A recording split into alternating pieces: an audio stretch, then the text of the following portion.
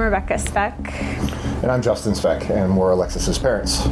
So Lexi was a surprise. She was born at 26 weeks. One night after the doctors had thought things were getting better, and I had actually been given permission to get out of bed briefly, things took a turn for the worst. And all of a sudden we went from, hey, we're trying to get as far as possible, to we need to get Lexi out now.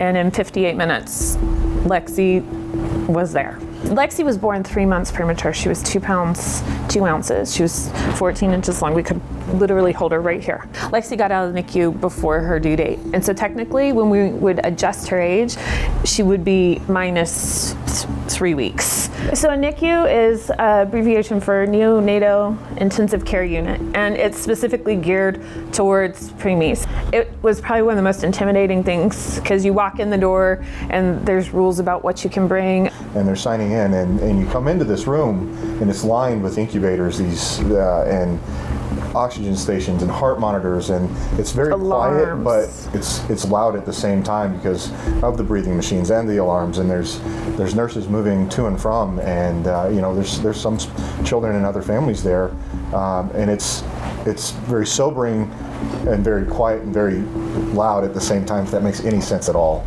The 5 weeks that she was on bed rest is where we kind of had our first interaction with the March of Dimes. And it basically blossomed into a relationship that we have now today. Lexi was born on May 9th, and Mother's Day was 2 days later. So they had a small party for all the NICU moms. So we were able to connect with families very quickly. We met Jenny, and then I remember one day Mom and I were coming up to the NICU, and Jenny tracked me down in the parking garage and was like, hey, we want to come in and take pictures for you guys. So we set up a time, and we came up, and they took pictures of Justin, Lexi, and I together. We got to hold her, and we'd been able to hold her a little bit up till that point. But they took the pictures, and those gifts were given to us. And then throughout our state, they provided books for us to read Lexi.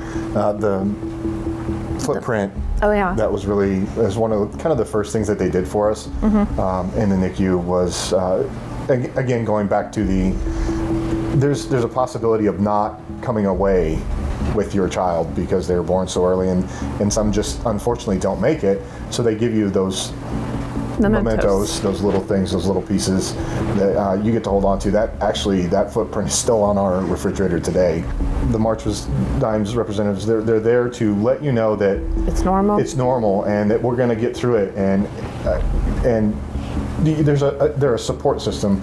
We were 2 very young kids. It was our first experience with something that severe. They don't tell you about how dangerous childbirth is and how scary it really truly is. This isn't covered in what to expect when you're expecting. No, it's not. It's like anything else in life. You could take 2 steps forward and 10 steps back in a matter of a 24-hour period. They're the they that has the information to give you the steps forward, the step back, the progress, the expectations, and they're your cheerleaders at the same time. Some of the things that the March of Dimes directly has done, surfactant therapy was developed when Justin and I were babies. Lexi benefited from that therapy, the research that was done from money raised 20, 30 years before she was born. Prenatal care. The military is really big on prenatal care, and part of that comes from the research from the March of Dimes.